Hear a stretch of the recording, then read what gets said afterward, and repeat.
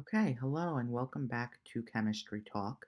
Today's topic of discussion is thermochemistry, and this will be a couple series of videos dealing with the ideas in thermochemistry. But today is an introduction to some calculations and new units. But first, some new vocabulary.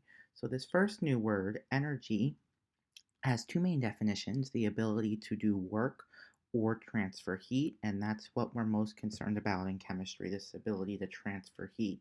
Now, thermochemistry as a topic studies the heat flow that accompanies a reaction. So, almost all reactions have some form of heat flow.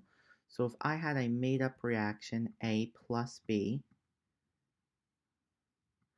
and I get a product of A,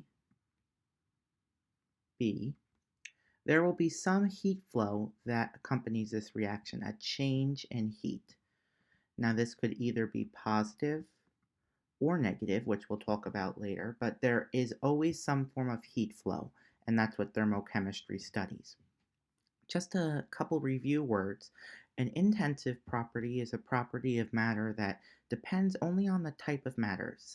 So the size of the sample doesn't matter. Good example of this would be boiling point. So the boiling point of water is constant. It doesn't change. Whether I have 100 grams or 1,000,000 grams of water, the boiling point will always stay the same. An extensive property depends on the amount of matter in a sample. So this would be things like volume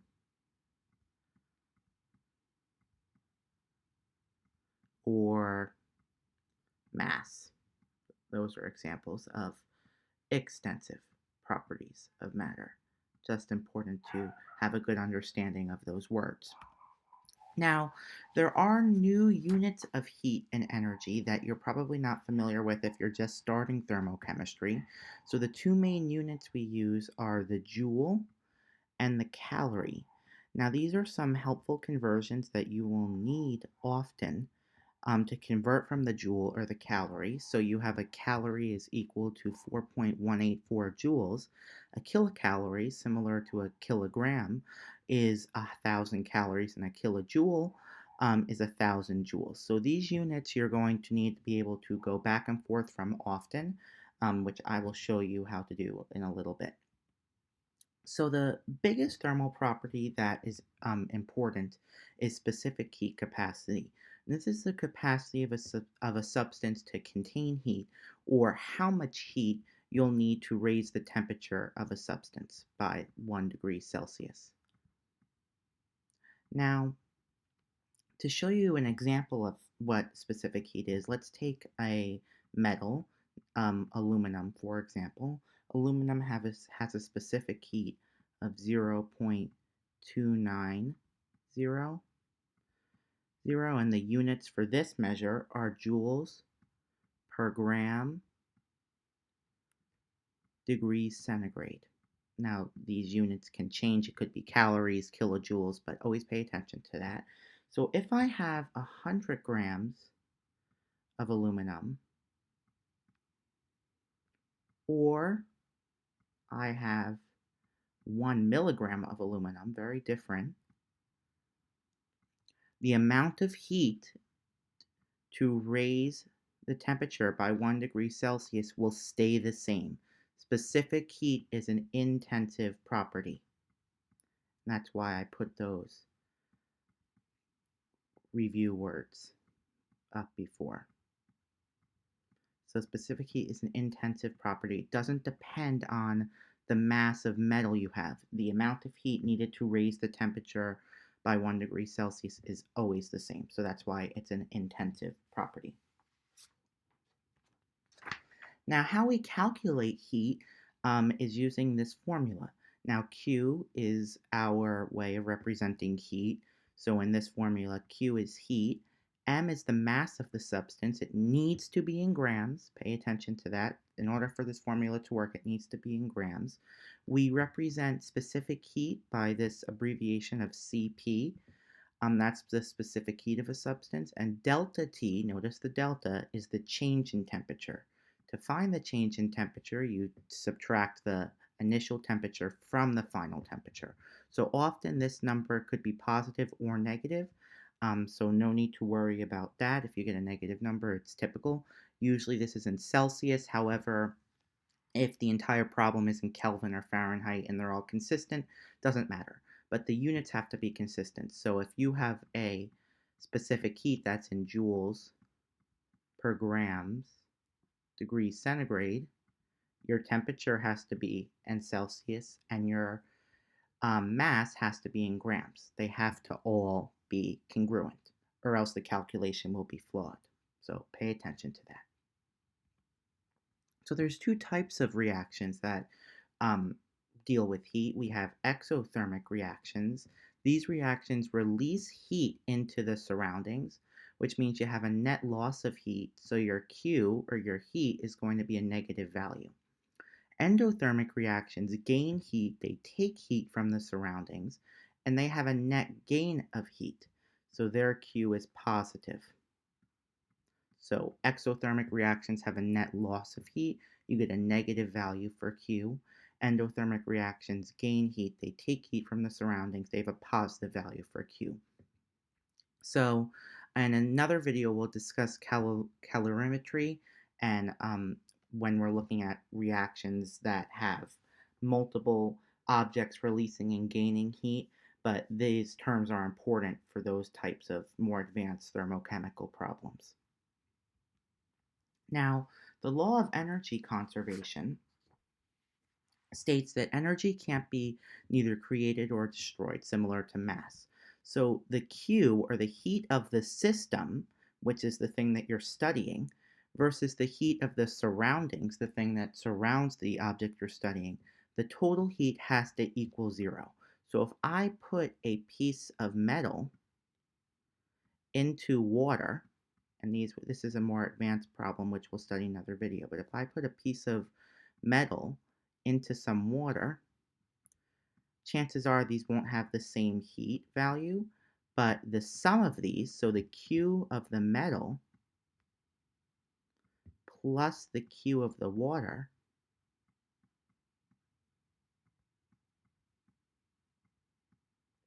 have to equal zero.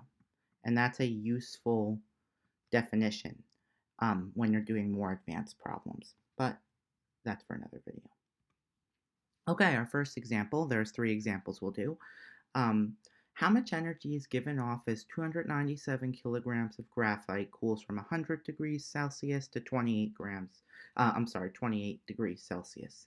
And I'm giving you the specific heat of graphite. So right off the bat, I notice a problem, and you should be able to notice this eventually as well. 2 problems, actually. One is that our mass is in kilograms per the formula for heat, specific heat times the change in temperature. The mass has to be in grams. So that has to be changed to grams. And you can also know that this is a problem because the specific heat is in joules per grams degrees centigrade. So these units don't match. So we need to change one of them. I'm going to opt to change the kilograms to grams. I just like to do that better, but it really doesn't matter. So I have 297 kilograms of graphite, and I know that per 1 kilogram of graphite, or 1 kilogram of anything, there is 1,000 grams. It's just a conversion. So kilograms cancel, and I get 297,000 grams. So right off the bat, we'll be able to see that this is going to be a large value for heat. Okay, so now this should be smooth sailing. I have my formula, heat equals, or energy equals mCp, specific heat, delta T.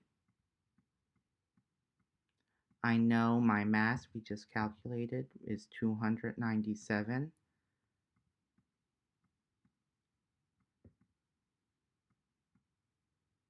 grams.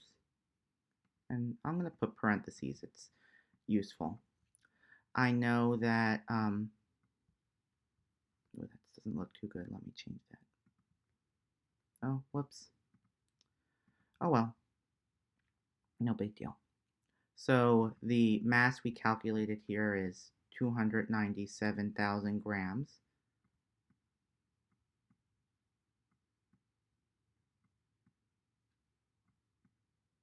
So now we were calculating the heat or energy, and that formula is Q equals mCp delta T. And the mass of our substance is 297,000 grams.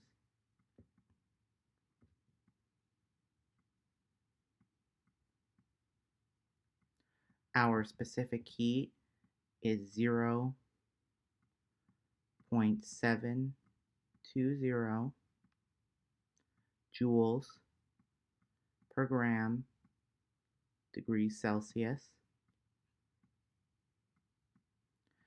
And our change in temperature is our final temperature, which is 28C minus our initial. So 28C minus 100, so we have a loss of temperature. So this value is going to be negative. So that comes out to be negative 72 degrees Celsius. So when you multiply this out, you get Q is equal to, with the, and I'm going to put this in scientific notation so I have the right number of significant figures, negative 1.54 times 10 to the 7th joules. And that is our final answer. I put it in scientific notation because this was a pretty big number, and our significant figures is controlled by the temperature. This is actually 0.0, 0.0, so this is 3 significant figures, so that's why our answer has 3. And our answer's in joules. So another question that could be asked is, does this this reaction lose heat or gain heat? And it loses heat. It's a negative value for Q, so it's exothermic. Just throwing that in there.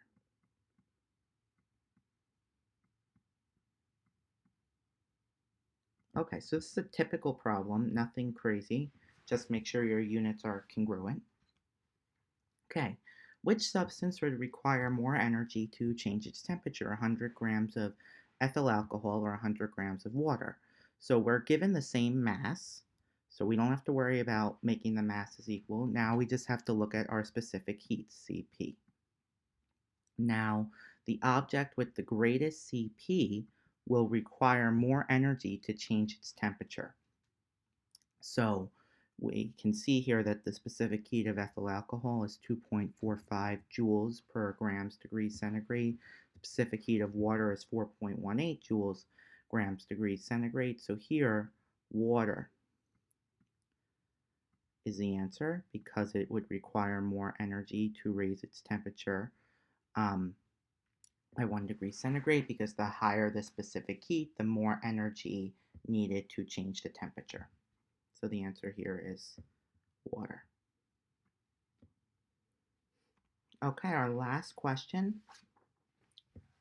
What mass of bismuth metal can be heated from 15.2 degrees Celsius to 62 degrees Celsius by the addition of 3,800 kilojoules of heat? And I've given you the specific heat of bismuth to be 0.123 joules per gram degree centigrade. So let's check this out. We know that our formula for heat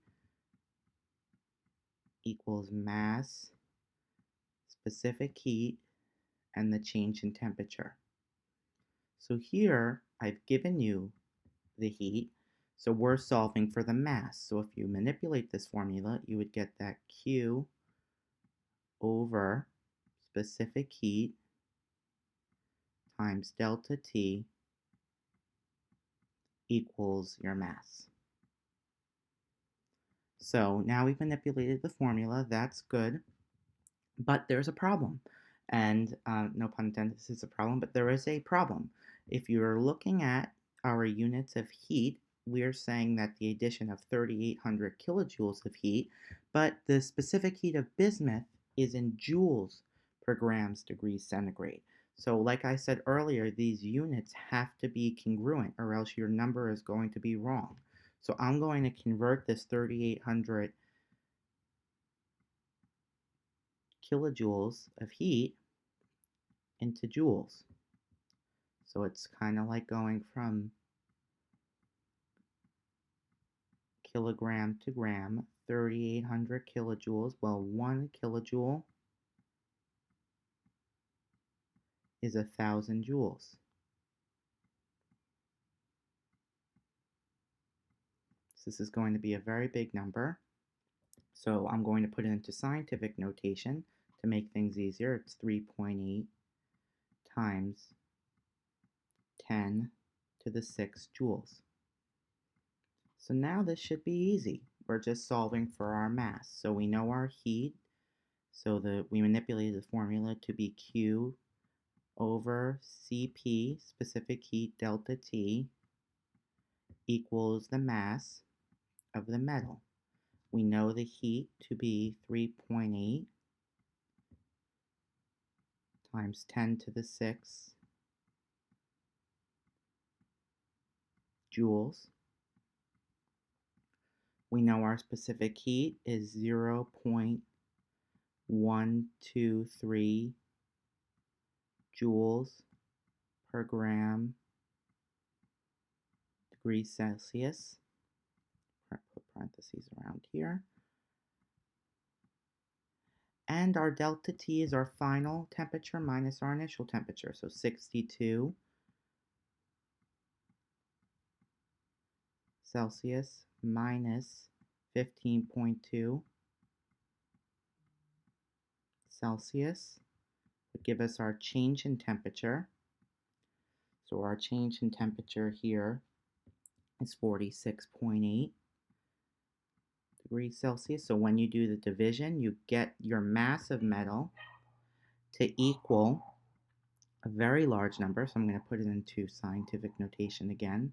6.60 times 10 to the 5th grams of bismuth. So the reason why I put these large numbers into scientific notation is because of significant figures. Here our temperature dictates the significant figures, 3 sig figs here, so 3 sig figs in our answer. So I hope this helped you in Introduction to Thermochemistry. Our next video will deal with enthalpy and we'll be getting into more difficult problems with calorimetry. Thank you so much for tuning in. Bye-bye.